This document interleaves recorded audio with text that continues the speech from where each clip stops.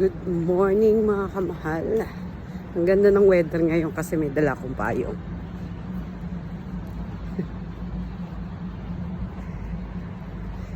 Ay, 1st of October.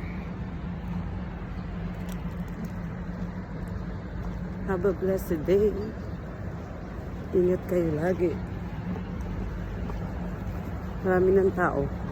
Bumibiyahe. Napasok ba ngayon? Napasok ko hindi. Holiday ngayon. It's a holiday.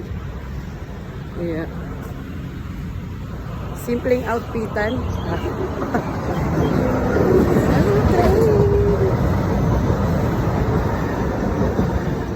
Happy birthday.